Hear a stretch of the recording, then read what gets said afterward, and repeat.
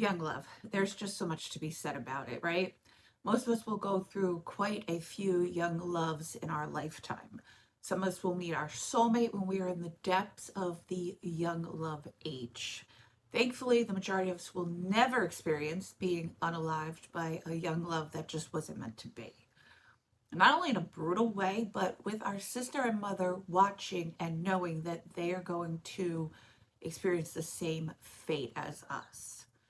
For 25-year-old Louise Hunt, this was not the case. Louise, along with her mother Carol and her sister Hannah, suffered a brutal death at the hands of Louise's ex-boyfriend, 26-year-old Kyle Clifford. What happened? What made this ex-British Army member snap in such a vicious way? And did the fact that his older brother, who's in jail, play a part in this? Does the apple really not fall far from the tree? Let's find out. Let's talk about it. Let's break down everything that we know so far, because this story is very much still in its infancy.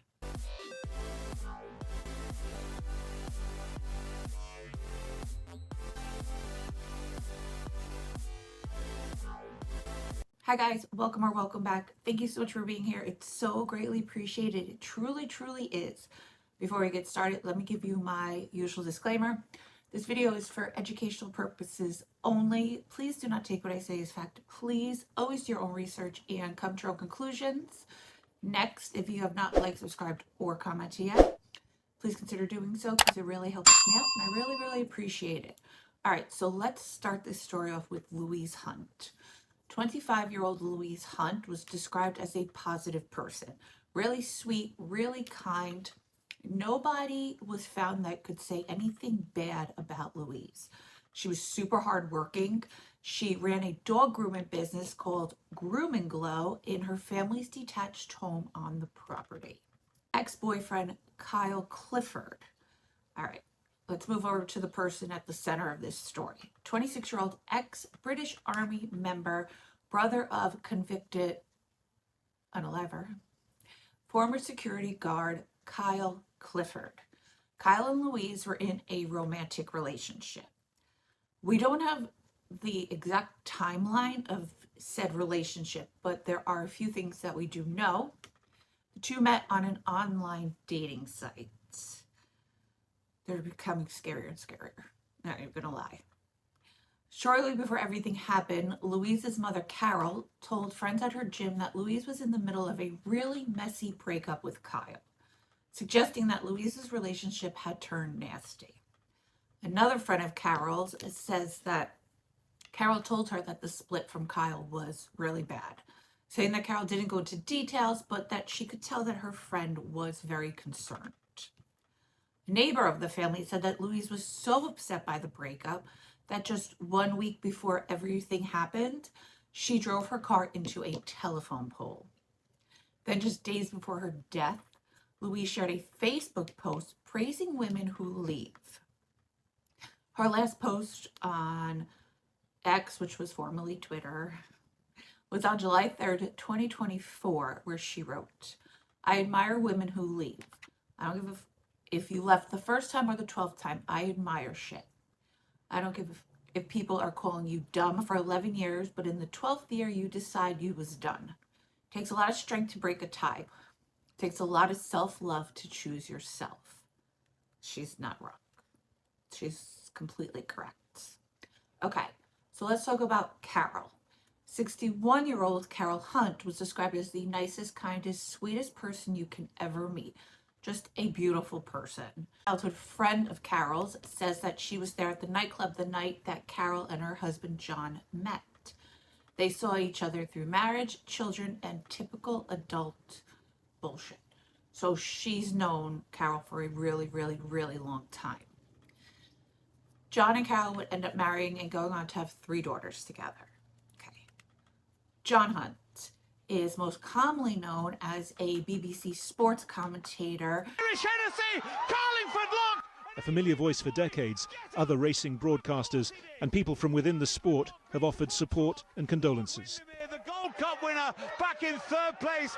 And he was actually at work at Linfield park course at the time that everything went down. Whether or not that was done on purpose, I don't know. But probably, right? I guess. Okay, and last but not least, Hannah Hunt. Hannah was dating a man by the name of Alex Klein when everything happened. Alex shared a picture of him and Hannah with a caption that read, "Rest in peace, the love of my life. I will never forget you, stolen from me too soon." Hannah, who worked as a skin therapist at the anti-aging clinic, was described as fantastic, and it said that her clients absolutely loved her. Tuesday, July 9th, 2024. Carol, Louise, and Hannah are at home in their 800,000-pound house in Bushy, Hertfordshire. Shortly before 7 p.m., Kyle Clifford enters the home. He ties up the three women with a crossbow, and police say there's possibly one other weapon with him. Carol Hunt is found in the hallway with ligature marks around her face and hands, but the ties were found near her body, and a crossbow arrow sticking out of her chest. So I don't know if any of them were tied up when they were, because it's being reported that the three women had marks on their body and ties near their body.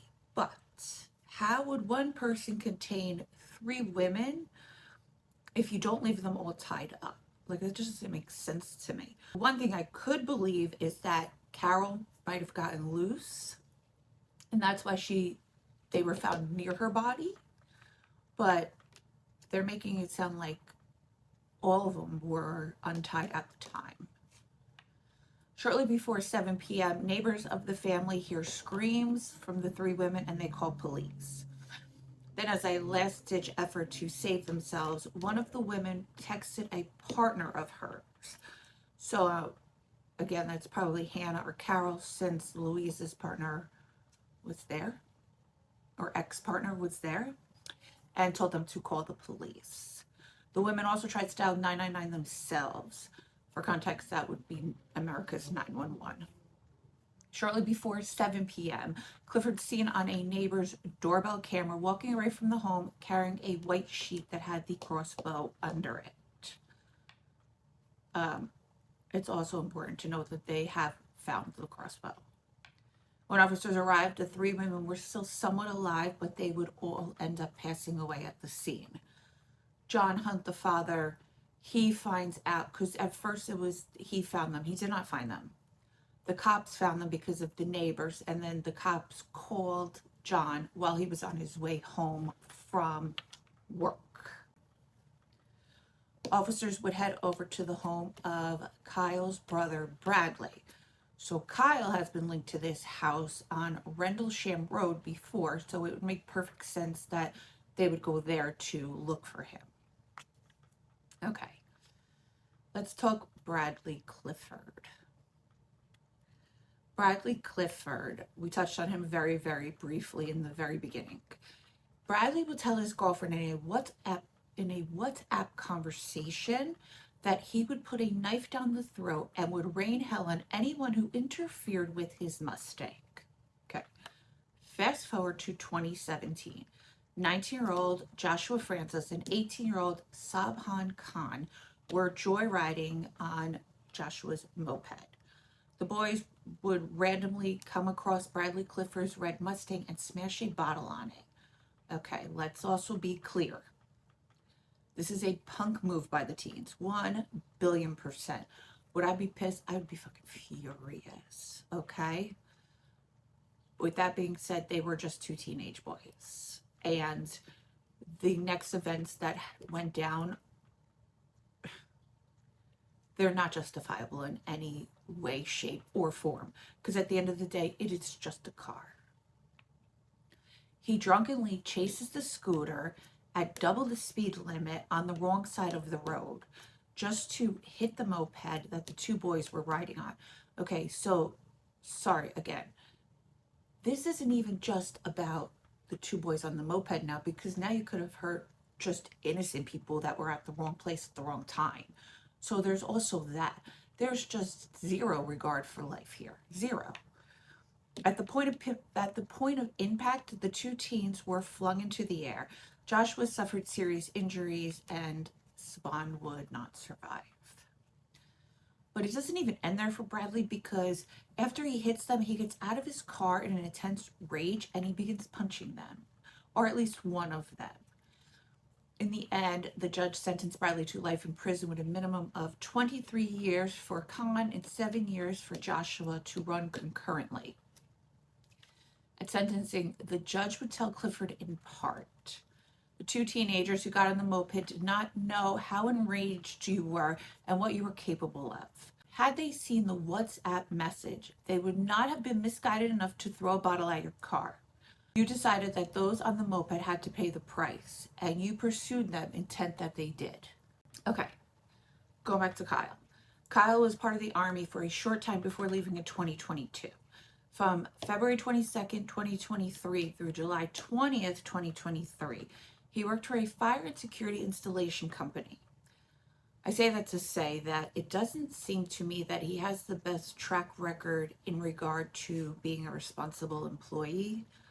I mean, because in truth, I probably get a new job every, since I was a kid, maybe 10 to 15 years, I get a new job. And it's usually just to keep bettering myself. But a childhood friend of Kyle's said that he always seemed pretty normal and was a nice guy. Going on to say, we would always be at the same parties together and hanging around Enfield. He never seemed odd or aggressive. July 10th, 2024, 6 p.m., an entire 24 hours since the attack, Kyle Clifford is found in Lavender Hills Cemetery. He would later be seen being taken out of the cemetery on a stretcher, but no shots were fired by police. It said that the shot was self-inflicted after Kyle realized that the police were closing in on him and that he had nowhere else to go, basically, right? Paramedics now running quite fast, actually, through Hilly Fields, along with police officers. They've just arrived. Let's follow them. Let's see how far they'll let us follow them. Of course, this is a sensitive operation, but two paramedics now accompanying police officers through a bush and into the cemetery. It appears, we don't yet know exactly what they're responding to, but this could be linked, we understand, to the search for Kyle Clifford. We're just being stopped by a police officer from going into this gate, but paramedics now running into the cemetery with armed police officers. Armed police have just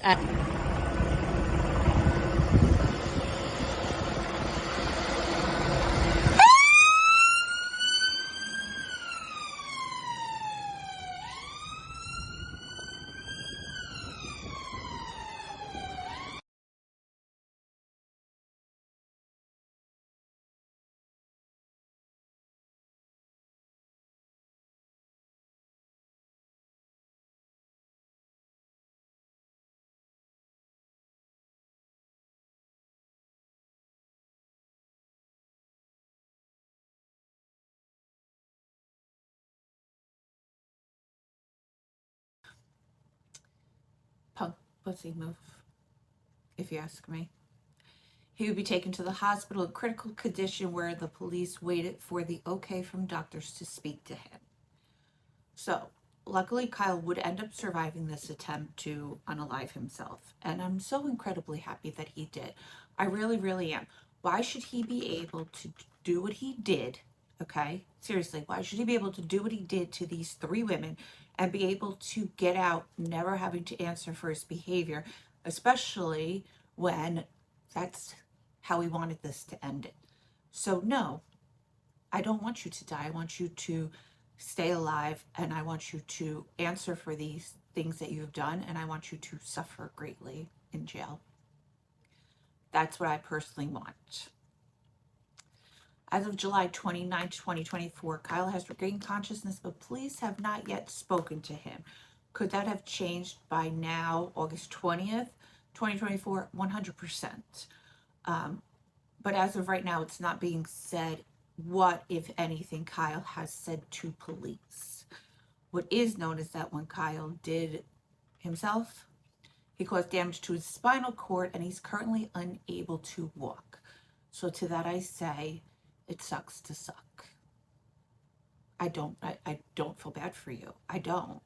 I'm sorry, but I'm not. I don't. It sucks to suck, okay? You did this. Co-workers of John Hunt have come out with floods of supportive messages for him and his last remaining daughter, Amy. Saying in part, the news today about John Hunt's family is utterly devastating. Our thoughts are with John and his family at this incredibly difficult time, and we will provide him with all the support we can. I'm speaking for the whole racing community and the whole wider sports media community as well, both of which he's been a part of for so long. When I say everyone is sending sympathy, love, and support to him, it's just awful. News like this is shocking enough, but on a personal level, even more. So when it involves a friend and colleague you totally respect, there are no words here. Just the wish to let John know we love him and racing loves him. All right, guys, that is all that I have right now because this case is so brand spanking new, and also probably because I don't think that he's even really spoken to them yet. If other stuff comes out, I will absolutely come and tell you guys.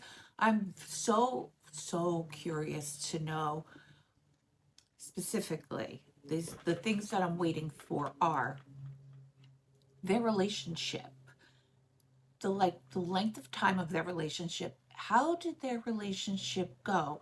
How was it in the beginning? How was it in the middle? How was it in the end? And Kyle Clifford's childhood. Those are the things that I'm really searching for currently. But if you guys are still here, thank you, thank you, thank you. I love you and I appreciate you so very much. Please like, subscribe, and comment if you haven't yet. And you feel so inclined to, because it really helps me out. I really appreciate it. And until next time, stay safe out there.